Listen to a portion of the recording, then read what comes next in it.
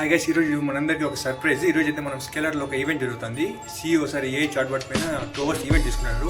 మనం వచ్చాము. సో మనం ఇక్కడ స్వరూప్ బ్రోని కలిసాము. So join with Swaroop bro. Hi guys.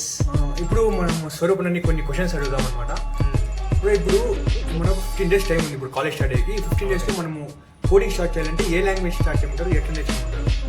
చూడు, ఇప్పుడు నేను ఆల్రెడీ చాలా వీడియోస్లో చెప్పా కదా, కోడింగ్ అంటప్పటికి ఏ లాంగ్వేజ్లో స్టార్ట్ చేసినా ఒక బిగినర్గా ప్రాబ్లమ్ సాల్వ్ చేయడం, నెక్స్ట్ ఏదైతే కాన్సెప్ట్స్ ఉన్నాయో అవన్నీ కొంచెం కష్టం అనిపిస్తుంది. ఓకే, సో 2 languages సజెస్ట్ చేస్తాను.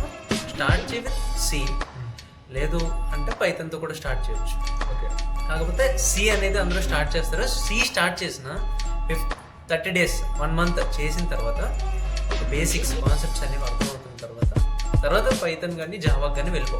Okay, but at the end నువ్వు 4th yearకి వెళ్తేప్పటికి నీకు C basic knowledge, but Java Python ఈ 2 4th yearకి వెళ్తేప్పటికి నీకు అన్నిటికంటే మోస్ట్ ఇంపార్టెంట్ అనమాట. ఇవి ప్లేస్మెంట్స్కి ఇంపార్టెంట్. జావా నీకు DSCకి ఇంపార్టెంట్, కోడింగ్ ప్లేస్మెంట్స్ రౌండ్కి. అండ్ పైథాన్ వస్తేప్పటికి నీకు ప్రాజెక్ట్స్ చేయడానికి, మెషిన్ లెర్నింగ్ చేయడానికి, ఆర్టిఫిషియల్ ఇంటెలిజెన్స్ వీటికి హెల్ప్ అవుతుంది. Plus easy python. సో ఈ 2 programming languages at the end వరకు నీకు కావాలి. అదే మా ఫ్రెండ్స్ అందరికీ డౌట్ ఉండింది, దీంతో క్లియర్ అవుతుంది అనమాట.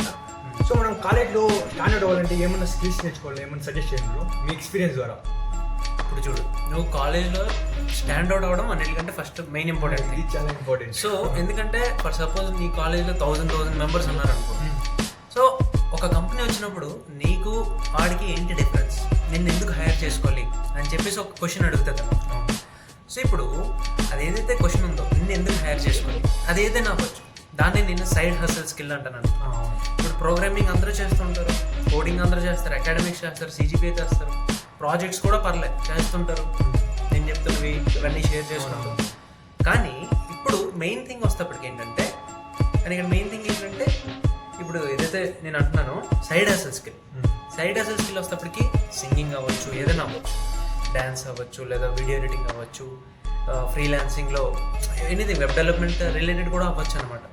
బట్ ఇదేంటంటే దీన్ని నువ్వు సోషల్ మీడియాలో షేర్ చేసుకోవాలి. అది యూట్యూబే అవ్వాల్సిన అవసరం లేదు, లింక్డ్ఇన్ అయినా పర్లేదు, ఏదైనా పర్లేదు, బట్ నువ్వు అక్కడ షేర్ చేసుకోవాలన్నమాట. సో పర్సనల్ బ్రాండింగ్ అనేది క్రియేట్ చేసుకోవడం అనేది ద మోస్ట్ ఇంపార్టెంట్ థింగ్. అది నీకు స్టాండ్ అవుట్ చేస్తుంది. పర్సనల్ బ్రాండింగ్ దేనిలో చేసుకోవాలంటున్నాను, ఏదో ఒక సైడ్ హసల్ స్కిల్ పట్టుకొని మ్యూజిక్ని షేర్ చేయి, డాన్స్ని షేర్ చేయి, ఏది చేసినా కూడా దాన్ని షేర్ చేయి సోషల్ మీడియాలో. సో ఇది అన్నిటికంటే మోస్ట్ ఇంపార్టెంట్. ఇప్పుడు నేను యూట్యూబ్ స్టార్ట్ చేస్తున్నాను, మాకు టిప్స్ అండ్ ట్రిక్స్ ఏమని చెప్పండి బ్రో. ఇప్పుడు స్టార్టింగ్ బిగినర్స్ యూట్యూబర్ కోసం ఇప్పుడు యూట్యూబ్ టిప్స్ అంటేప్పటికి బేసిక్గా యూట్యూబ్ ఛానల్ స్టార్ట్ చేసినప్పుడు చాలా తక్కువ సబ్స్క్రైబర్స్, అదే అంత ఫాస్ట్గా వ్యూస్ రావు. 1 year టైం పట్టింది మీకు అర్థం అవడానికి. అసలు నువ్వు నీ యూట్యూబ్ని ఎలా తీసుకువెళ్ళాలి, తెలుగులో మాట్లాడాలా, ఇంగ్లీష్లో మాట్లాడాలా, దేంట్లో మాట్లాడాలి అని చెప్పేసి ఫస్ట్ ఆఫ్ ఆల్ కన్ఫ్యూజన్ ఉంటుంది, రైట్? సో నువ్వు ఎక్కువ ఆడియన్స్ ఉంటారు కదా, ఇంగ్లీష్లో చేద్దాం అనిపిస్తుంటారు. కానీ నువ్వు ఏది చేసినా కూడా ఆడియన్స్ ఉన్నారు. నువ్వు టెక్కే చేయాలి, అది చేయాలి, ఇది చేయాలి అని చెప్పేసి అనుకో. కానీ కన్సిస్టెంట్గా చేస్తుండు. కన్సిస్టెన్సీ ఇస్ ద మెయిన్ అనమాట. అండ్ నువ్వు ఎక్స్ప్లోర్ చేస్తుంటావు. అంటే నువ్వు ఒకసారి ఫర్ సపోజ్ నీకు 3 fieldsలో పెట్టాలనుకుంటున్నావు. నీకు ఒక సైడ్ ఫ్యాక్ట్స్ చెప్పడం, మూవీ రివ్యూస్ అవి ఇష్టం, ఇంకో సైడ్ నీకు ఎడ్యుకేషన్ ఇష్టం, అన్నీ ట్రై చేస్తుండు.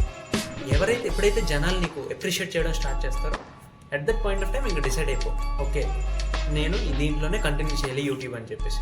ఓకే, సో ఇదన్నమాట. కన్సిస్టెంట్గా ఉండు, ఏదో ఒకటి డిసైడ్ అవ్వదు, ఫస్ట్ ఎక్స్ప్లోర్ చేయి, టైం పట్టింది. ఎన్ని డేస్కి ఒకసారి ఒక వీడియో అప్లోడ్ చేసుకోవాలి బ్రో?